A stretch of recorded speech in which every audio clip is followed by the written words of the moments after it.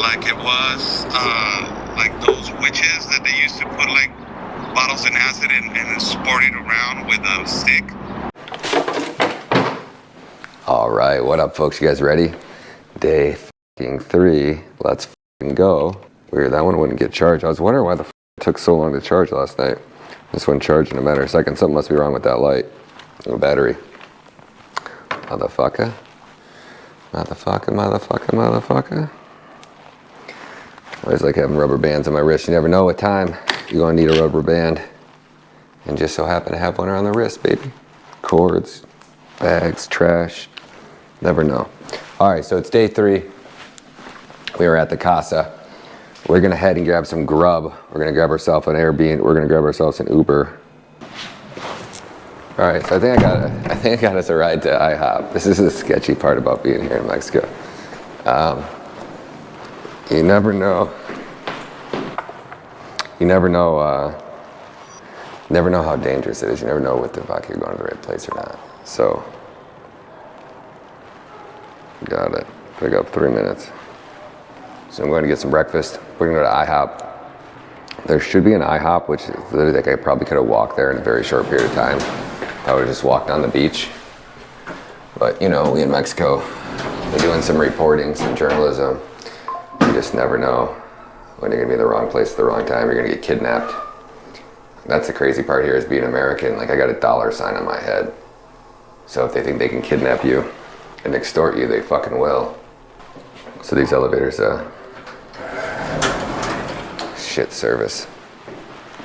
Weird like gnats and flies and shit around here. So the driver's 0.8 of a mile away. We're gonna be getting an Uber by Giovanni Permito.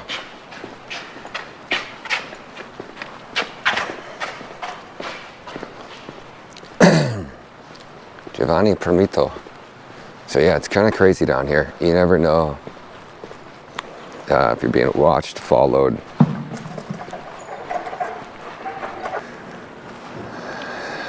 So yeah, this is we're down here in Tijuana. This is we're staying at Ocean something in La Playa.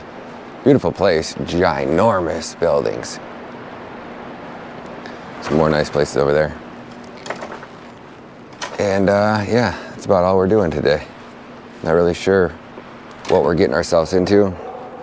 I'd walked to breakfast yesterday, but I didn't want to do that today. So we'll see how much longer. Car's gonna be here in 0.2 of a minute. Then we're gonna head to get some breakfast. Then I think Oscar has us. Today's Thursday, so I don't think we're going to the mass graves today. I forget what Oscar said we were doing today.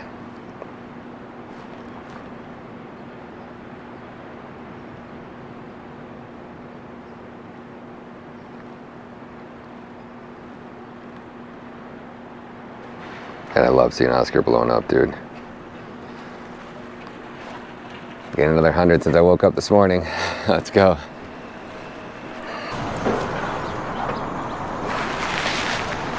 All right, folks. We're actually in much farther away from the house than I thought we were going. Oh boy. You get in these cars and you're just like, fuck. Buenos días, how are you? ¿Pesa para una persona? Uno? ¿De ese lado, por favor?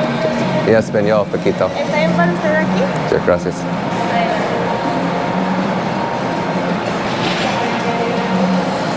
Gracias. En un momento llega mi compañera, yo soy para atenderle, ¿de acuerdo? Okay. Gracias.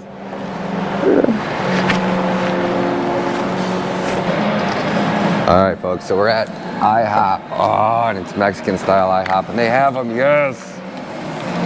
Dude, I'm fucking obsessed with these gosh damn chips and eggs and beans. Tell me they got the eggs and the rice and beans here.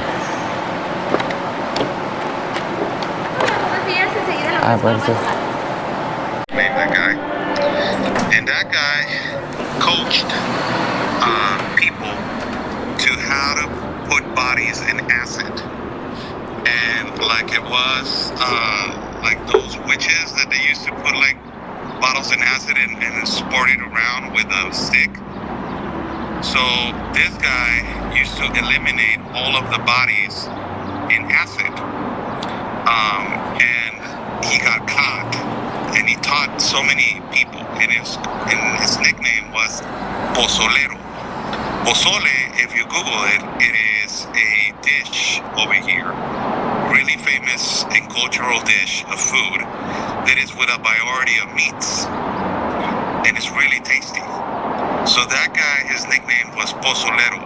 He eliminated inside that house hundreds and hundreds of bodies. So really famous story, but it's really difficult to get access because now it is a sanctuary for the collective groups that they search for their family members. Right now, we're going to get access to it. No fucking way, bro. Yes, so you're going to enter this place, and I suggest that you I'm going to bring my Canon camera because I need to take pictures and also video with that. And I suggest that whatever your GoPro is good. But just in case, if you want to sit down and do an interview with me right there, bring the equipment because possibly we're going to get a little bit of time to do it. I will ask for a little bit of time. And we will copy paste that with tomorrow at 8:30 in the morning. We have to be with the collective group to go and search for the mass graves. So every piece of the story, it is going to be pieced together. All right? Holy shit. What time we leaving? Tomorrow? No, at today. 8:30. I'm about to fix that up with the guy that is going. I'm going to pick you up at 10. Okay, cool. So 9:30, 10. All right, just text me when you're on your way because I just went to IHOP. I got some breakfast and I might walk over to a dentist. I got to go to the pharmacy and get some ivermectin to take home with me. So, no, don't worry about that. We can get it. We can get it at another pharmacy more cheaper. Don't do that. Oh, okay. Do that. All right. Sounds good, brother. She's calling. Hold. I need to All right. call you Yep. Bye. What the fuck just happened?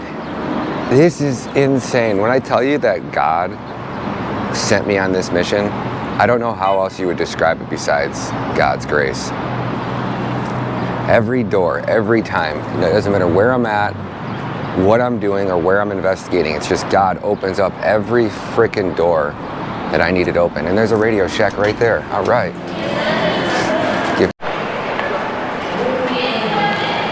Gracias. Adios. Muchas gracias. Thank you. Your English is good. All right. So now we're going to go to Radio Shack over here. Let's see if we can't buy Oscar a good old selfie stick. I man needs something good like this, not some garbage like we got over there. So we'll see if Radio Shack's open, which it is. Hopefully Oscar doesn't forget his drone today.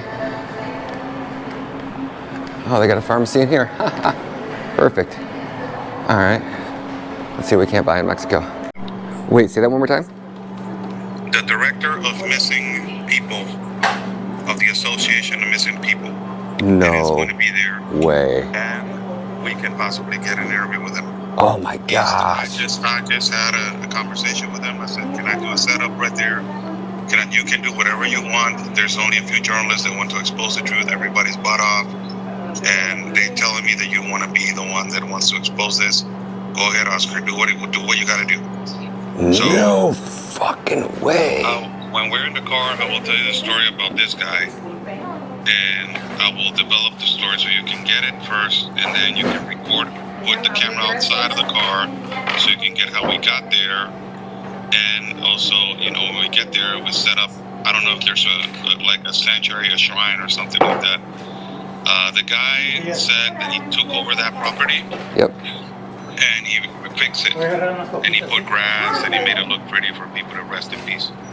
Oh, wow, man. All right, brother. I'm excited. What time are you going to be at my house?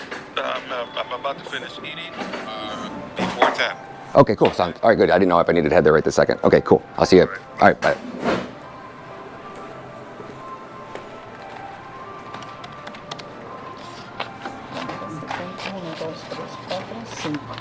Thank you. Yep, gracias. Muchas gracias. Buen día. I think you give me too much. Too much. This is 100. 3.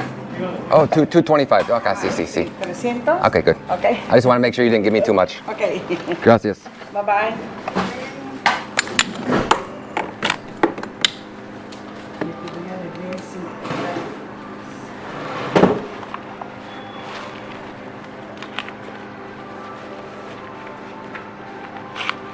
¿Cuántas cositas fueron? Son 5, ya lo puedes servir. No, sí está muy bien. El periódico.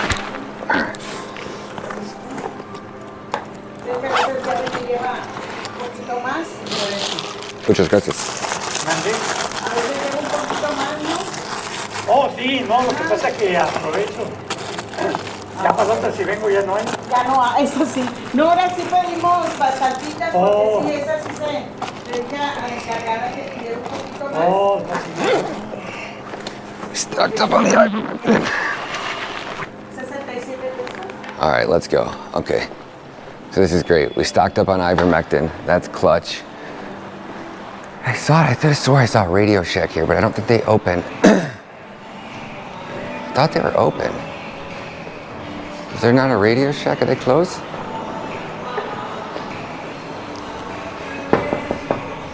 Do you have these in there? You guys sell this in here?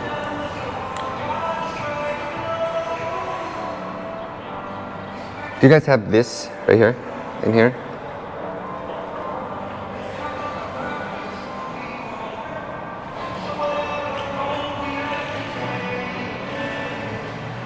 Nah.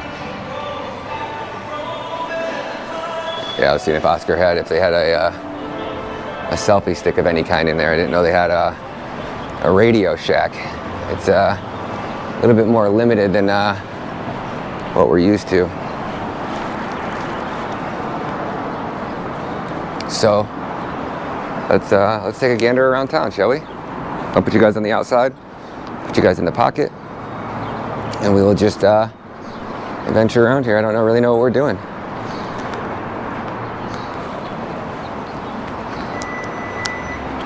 Kind of just walk around town, give you guys a look, and see what we got going on.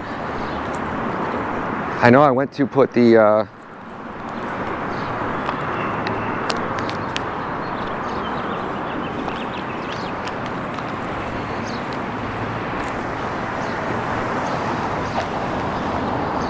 yeah, that doesn't work too well. So we're just gonna keep it right here. So we're gonna walk around this little plaza because I feel kind of safe here for a second. And I don't know what we're really looking to get ourselves into. I don't really know what's around here. All right, so there's nothing really that way. So I got about an hour to kill before I have to be back at Oscar, at my place to get picked up by Oscar. Actually, I don't have to be back there. Oh yeah, I do, because I have to get all my other gear ready. Fuck. All right, we can head back there. So Oscar just got us interviews lined up with this collective group.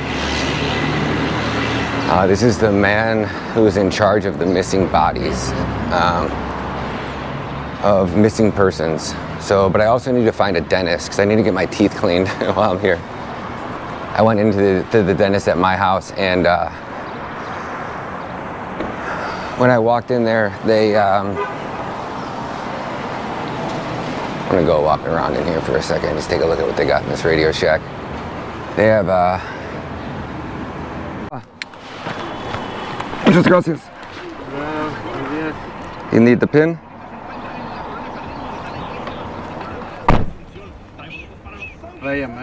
Yes, sir. Muchas gracias. All right, guys, we're off. That bad. That's has to be done. So what's the game plan? Hold on, let me just get right here to the coffee shop. Yeah. Oh, that's where you always get our coffees? Yes, this is a local business. Support your local businesses. That's absolutely. Costa Rosta. Yeah. Costa Rosa. Costa Rosa. Costa Tosta. Costa Tosta. Costa Tosta.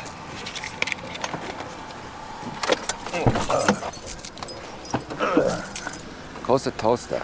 I had a couple of things to do in the morning. That's why I didn't came much earlier. Oh, You know, that's why. I actually got to go walk around for a minute. Yeah. Buenos días. Me da un cappuccino grande y un café mocha blanco grande, ambos con leche de almendra, por favor, y ambos les echas 2 Splenda, por favor. And, ¿cuánto va a ser de eso? 40. Yes. And from there, like,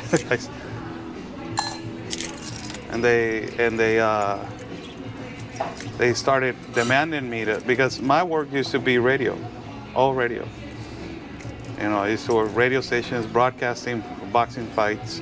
That was my thing. But they started demanding me to go, and I'm like, well, I gotta get a selfie stick. So I went to just Walmart and bought a beat up one. Yep. Get my phone, and that was it. You actually can see me on my videos, man, with just a selfie stick. I like that, going live, and had hundreds of thousands of people. At first, it was thousands of people watching. What year was that? 2017, 2018. It's back when the internet was free. Yeah. When they didn't have the censorship protocols to shadow ban and block us. No, and then when I started, because I used to do all Spanish. What happened was that this is when I started doing English. There was an activist, white liberal, that had on the back on her shirt Republican, but instead the C had triple K, Republican. So I go over there because my dad is a Reagan Republican, and he's brown as hell, man. And I go over there. My mom's also a conservative Reagan Republican. So I go there and like, why you had triple K on the? I just like, hey, hi. So I start speaking English. Like, why you have triple K on the Republican? I didn't know. Like, oh, because they're racist. I'm like, no, they're not. My dad is a Republican. Why you mean they're racist? My dad is a Republican. He's Mexican. Like, no, they are. Like, no, they're not.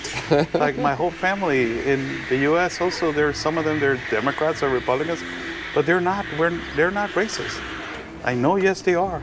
Like, no, they are not. I'm telling you right here. Yeah. What are you? What are you doing here? Oh, I'm a lawyer from ACLU. I'm like, oh, so what are you doing over here? Like, what's your whole thing? Because this is Mexico. Do you have permits to work over here as a lawyer? Like, yes, we do. Like, what kind of permits? Because you have to be on the bar registered over here to do your work. Like, oh, no, we don't. We work under the wing of the United Nations to help these people. Of course they do. Help them to what? To get them to the United States. Like, you should be over there then. Chino y esto es un poco blanco. Oh, muchas gracias. Muchas gracias. Oh, that's where you got my breakfast sandwich too. You want one? No, I just ate IHOP. Okay. But tomorrow I might. Well, okay. So, No, I know. Yeah. Costa tosta. yeah. So, Am I calling somebody in my pocket or are you calling? Oh, I'm calling you. yeah. Oops. This is yours. Thanks, sir. So that's how I started in English. And in the whole live feed I didn't realize that there was hundreds of people watching in English. Mm-hmm. I didn't realize that. And immediately when I started speaking English, everybody, the comment section's like, oh my God, you speak English, you speak English, you speak English. And I said, like, yes, I speak English. And there's videos of me saying it to the audience. It's like, can you do a live feed? Only one live feed in English, please, can you do it? I'm like, no, the Mexican audience is gonna get jealous and they're gonna get upset. So I denied it for 1 month, like completely. No, I'm not doing it. Please stop insisting. I'm not.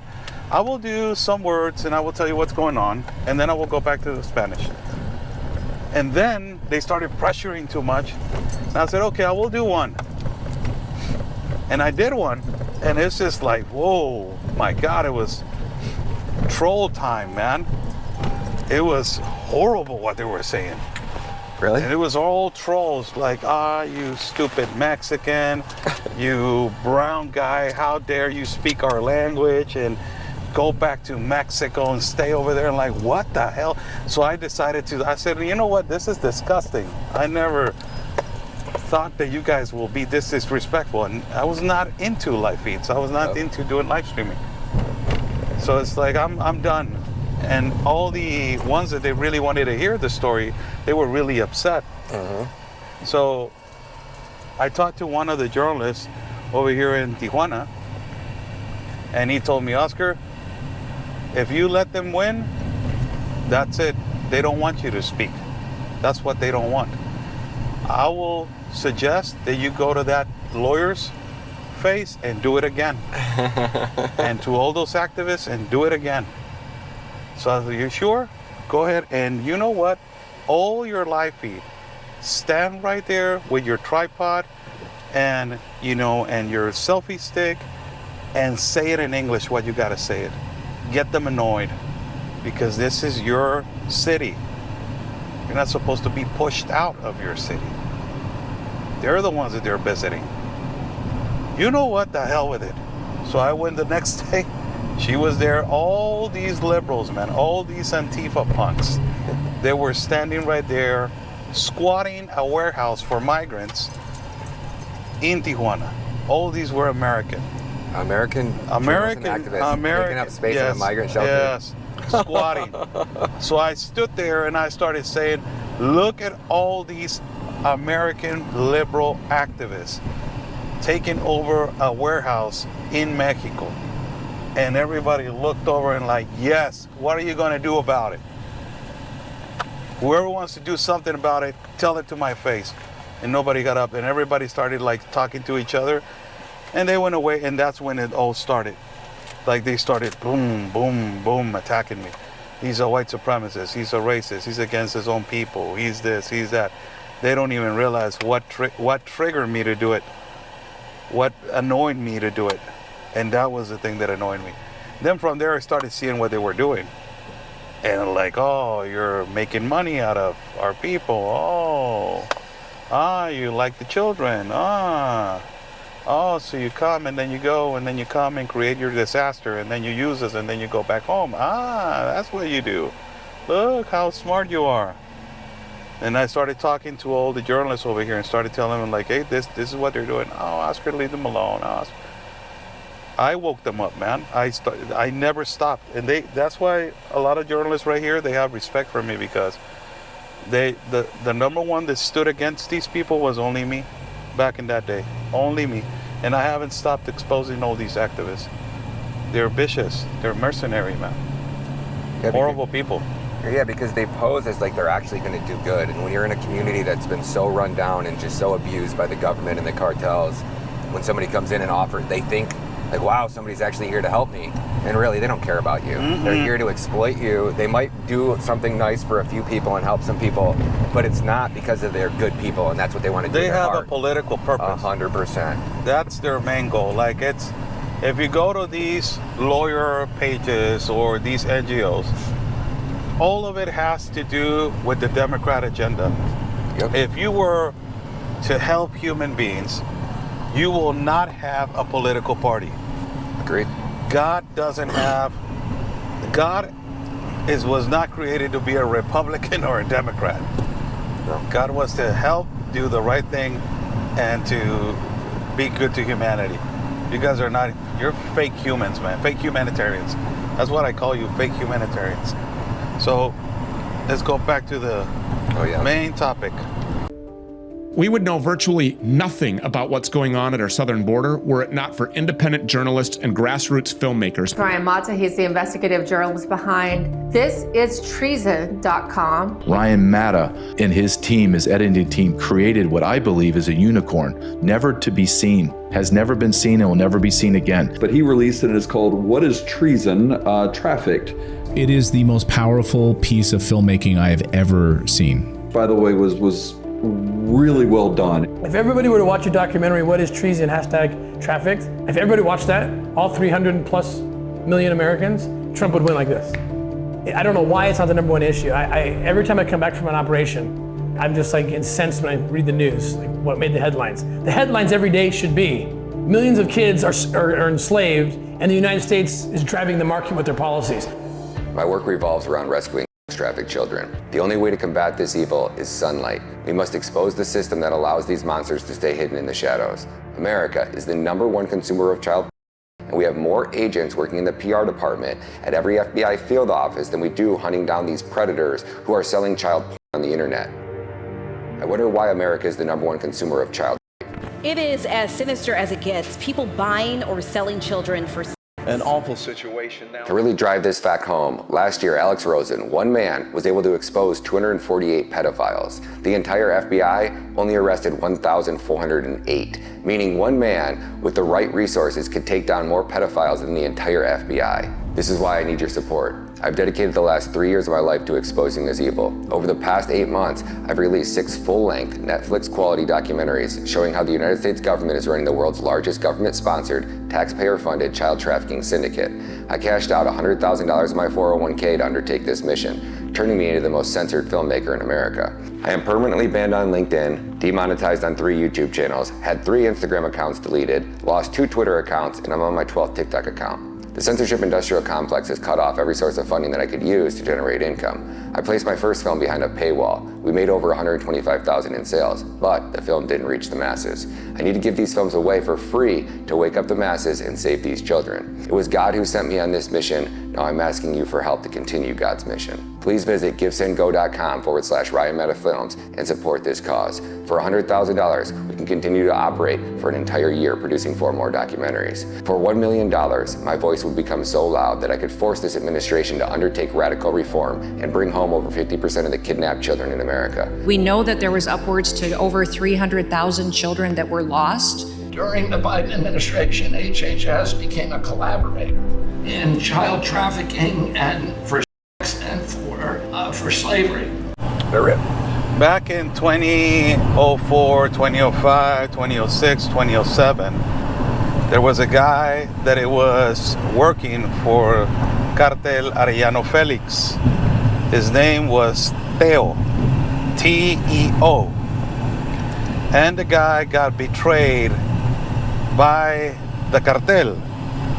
That cartel didn't give him a position when somebody got arrested in the United States, that it was El Tigrillo. El Tigrillo was one of the leaders of Arellano Felix. He was the youngest of the brothers of the Arellano Felix, and he got arrested in international waters in the United States. It was a big deal.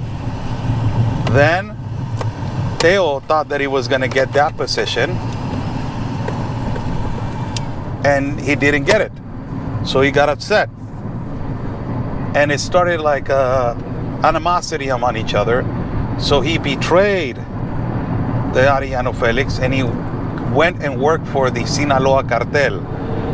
That at that time, it was kind of an allegiance between El Chapo and El Mayo, and they were going against Arellano Felix, that Arellano Felix controlled the border of Tijuana. It was one of the deadliest wars possibly in Mexican history over here in Tijuana. El Teo was extremely violent, was one of the most vicious, violent individuals in cartel history. He was arrested later on, I think it was 2010 or 2011 when he was arrested in Cabo San Lucas. So back in the day, they were tracing him a lot with the murders of how he was hanging people on bridges. You can actually were waking up in the morning and you were passing through a bridge, and there will be a body hanging on the bridge with a cartel banner. You will see actually a lot of dismembered bodies, a lot of decapitations. So he realized, I'm leaving these messages, but I'm also in this war. I don't know where to bury or how to eliminate the evidence. So there was a guy that he used to be his security, kind of like taking care of these stash houses, and he was, just guarding the stash houses. And he told him one time, hey, I want to teach you to do something. So he took him to a house and he said, look, this is a gallon, a huge gallon, 55 gallon. Yeah, 55 gallon. Drum of that. And he says, we're going to put this liquid. What I want you to do is get this body inside of this gallon and stir it and eliminate everything that you can and bury the remains somewhere else, if there's remains or not. Try to do it. And he started doing it. And the guy was his job. We brought 10 bodies, put him in there, like it was, they call him a Pozolero. Why the name is Pozolero? Because there's a famous dish that is called pozole. This dish, it is full with all variety of meats that is extremely tasty, by the way. It's one of our really custom plates in Mexico. But because of the variety of meats, they call him pozole, right? So the guy was a pozolero, like the guy that made the pozole. And the meat was actually human beings. So they call him pozolero. Kind of like butcher, but creating a soup. So the guy, the speculation it is that he put and he eliminated on these, big gallons, more than 300 bodies. That house was uncovered, and it was a huge case back in the 2000s. The guy is still arrested. Also, the kingpin was arrested. And it was all missing people, all kidnapped people, women, a lot of women speculated that they were on those gallons. The problem is that investigation and intelligence have said that the guy also trained more pozoleros around the country. So there's a lot of people out there that they're still active doing this kind of atrocities. When right now we're going to that place and to that address, now it is converted into a sanctuary for the missing people. The director of an association for missing people took over this place and renewed it, and also remodeled it and made it look like a peaceful place for those people to rest in peace. So now it is a sanctuary for those missing people. But we're actually going to enter the house and enter the premises and look where he was doing it, and look where he was doing all the atrocities. For the first time, an American filmmaker, journalist, is going to go over there and enter. That's you, Ryan. And it's kind of you can actually feel an energy of complete sadness in that area. They recently found an extermination camp in Jalisco with more than 200 shoes. Imagine, what do you call this? It's not even categorized. There's no words in the dictionary to call this. So this is why I tell you, these people are not terrorists. They're beyond this terrorism. Imagine that your job is to have a body, put it in acid and have fun, and at the meantime you're drinking a couple of beers right there. Meanwhile, the body is decomposing.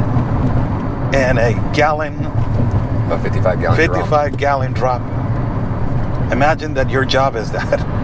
And you did it for so many years.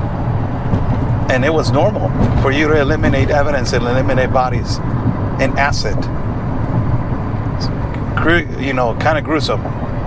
But that's where we're going. That's where we're directed. The guy that is going to open the premises for me, it is the director of Association for Missing People. He was nice enough to say, "Okay, Oscar, I will let you in, but I want you to say the truth." That's the only stipulation. Yeah, and the only thing that he asked me to do. I will let you in, but if you say the truth. I will not let nobody in if they're not going to say the truth. So we're going that way. It is on the east side of the city. For me to go there, as you guys see, we are in a different interior vehicle. I had to change vehicles for security reasons. This is a borrowed vehicle. So I had to borrow another vehicle for us to go over there. And these kind of things, a lot of the people in the United States, they don't know. Like, oh, where's Oscar? Oh, he's over there. Oh, that looks nice. Yeah, you guys don't know the whole process for us to get ready and to go over there. And tomorrow we're going to go to search for mass graves. And that is another process that we got to get ready. Our job is not only just recording and that. It's the preparation to do all of it. It is kind of like the adjustments that we have to do. Yeah, we don't. I didn't realize until I came over here. The cartels control and own everything, and you never know who's working for a cartel, who's watching you, who's documenting, recording your license plate number. And because the law enforcement's so corrupt over here, a cartel just needs to get your license plate. They'll get your address, your location, your job, everything that they find about you through the law enforcement. To go. Yeah, you know, I'm just looking at the GPS. So for you to get access, you're I don't know what's going on, Ryan Mata, but you're getting access to good places, man. The Lord works in mysterious ways. He really does. Every time that I've ever been out filming, doing anything related to child trafficking, human trafficking, it's the craziest thing. I think that this story in particular and tomorrow is going to blow people's minds. Right now, you guys are going to see, and I will give you some links and some pictures of him for your for what you're gonna do with this, so you can see the face of who we are talking about, El Pozolero, and also for you to understand what he was and what he was doing. Now that's the person, if you got the connections to get an interview with. Oh my Lord. Oh yeah, this is the guy, Santiago Mario Lopez. That is the guy we're going to interview? No, that's El Pozolero. Oh, that's El Pozolero. Okay, that's what I thought. That's the guy. El Pozolero. You know... did they say how many... Did they estimate how many... yeah, he said... that guy's, not him specifically, that gang you were talking about, the first one that controlled the Tijuana border? Yeah. That went to war without Guzman. It was the deadliest one. Do you know how many bodies they estimated that he killed? No. It's no number. Yeah, half of them are dissolved. There's no register of that. There's never going to be an exact number, Ryan, of how many bodies. Even okay, you guys don't have an accurate homicide rate here in Mexico. Hold on, I think I didn't make a turn. Go there if you didn't. No, we're good. I think that a lot of people do not understand. Even when the government releases a statement of people that they have died every year, it's a lie. It's not even accurate. It's more. So if they say, like under Andrés Manuel López Obrador, the 6 years of his past president, they say around 216,000 on 6 years. It's not even that. It's possibly doubled. And you're talking about people that they were not found, missing people, mass graves, like all kinds of those. Those are hundreds of thousands more. So you're not counting that. You're just counting the ones that you found. And the ones that you just saw, and the ones that you were registered on the forensics. You're not counting the ones that you're missing, like the hundreds of thousands that are missing. So imagine how many, more than 500,000 possibly, people under his administration. I just still can't believe there was 2 bodies in houses that were so close to each other that one person was looking for somebody and she found 3 other bodies. And what do you think it was? Oh, they went there and shot. Those bodies were fresh murders, huh? Yeah. The triple homicide? Yeah. Yes, it was Well, how did they get complete 2 different cars? Or they went into this house, killed that guy, then walked across the street and killed the other one? I think that's what they did. I think that's what they did. Or maybe he ran and they chased him into their house. No, he was inside of his house. So I think that possibly they went to the 2 people house. Yep. And they asked him, where is that guy? Tell us where he is. And then they torture them. That's why the first 2 bodies are with signs of violence. So what makes you understand, they don't torture people because they want to just torture them. They torture them because they want the information to get out, right? So possibly what happened was that they tortured those 2 people to say where the guy was, where the money is, where the stash is. They spoke, and then they got killed, and then they went to the other one. And to the other one also had signs of torture, and they torture him possibly to tell us where the money is, where this, where that, you did this or you did that. Or it can be the opposite. They torture first the other one, and then they went to the other 2. This is why I was telling you, the decomposed bodies and the mass graves, they have, this is why the organized crime doesn't like people going searching. because it has a lot of evidence of how they operate. So when you see signs of torture in a decomposed body that it was found in a mass grave, you will see that that person was tortured, but why? So it opens up a file and it opens up a case. And the government doesn't want to work more because they already dragged thousands of cases that they cannot find evidence. So there's another case that you piled up, and there's another case that you piled up. And possibly that case has corruption with officers, or corruption with officials, or corruption with politicians. So this is why they don't want to search them for them. They don't want collective groups to be searching for them. But you cannot bring peace to their family members. Again, I tell you, it's for people it's better in Mexico to die and be found than to not die and not be found. Imagine your family suffering, this whole time. It's bad. It's even crazier to think that you got those, that they're, the ones that went into the pits of acid, they're never going to be found. Their parents never no. And also, they will interview right now the guy in charge, and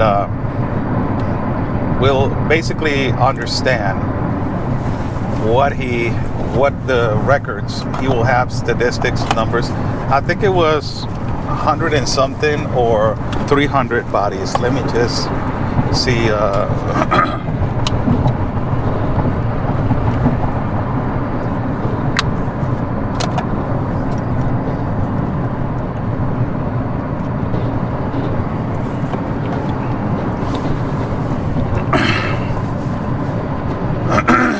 More than 300 people. This guy alone. I don't know how you can call that if it's a human being or not. It's almost like you have to come up with a new word for it. It's like you have a serial killer, somebody that goes out and kills multiple people. These are like serial terrorists. Look how bad we have to adjust ourselves in a society, for terminologies. Look how bad it is. How worse we have gotten human beings. So this is not serial killer. It is not a terrorist. Now we have gotten worse. It is worse than terrorism. So can you make up a word for that? You understand? Yeah. Like over here, it's worse than that.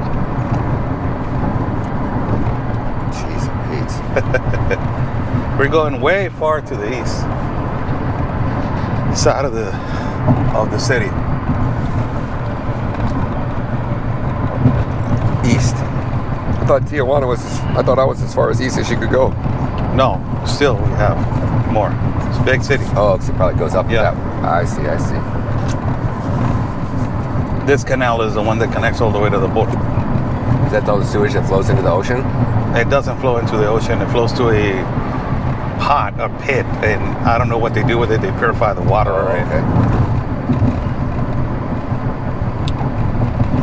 But a lot of it has gotten into California and also to the beaches in Mexico. It's a big problem in California, but Gavin Newsom hasn't fixed it because it's a multi-billion-dollar scheme that he's running. That governor is something else, man. That's weird as hell. They built like houses halfway up the mountain and there's like a line there. Like, yeah. We didn't want to build up any higher, I guess. No. It's really difficult possibly to build houses all the way on top. That's probably true.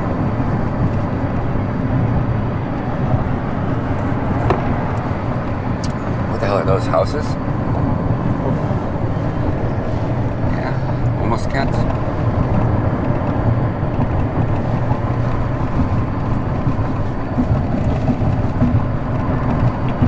How's your son doing? He's doing good. Doing all right. He's not going to school today and tomorrow. They had something to do with the teachers at their schools. Oh, okay.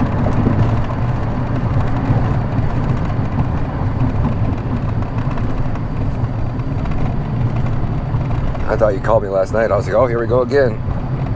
No, I just called to say that there was no activity. There's a reason why that happens.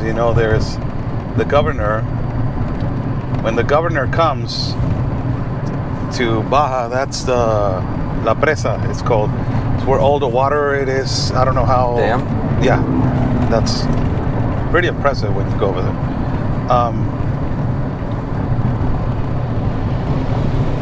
You know, when the governor comes to every city, the violence comes down. It's kind of crazy. But when the governor leaves, everything goes back to normal. It's when, like, Kamala Harris went to the border and there was no crossings. Yeah. Like, they tell the government of Mexico to control it for a little bit, please. She's coming. Then they put it to the TV, and mainstream media is like, look, Kamala Harris is doing a fantastic job on lowering down the crossings to the United States of America.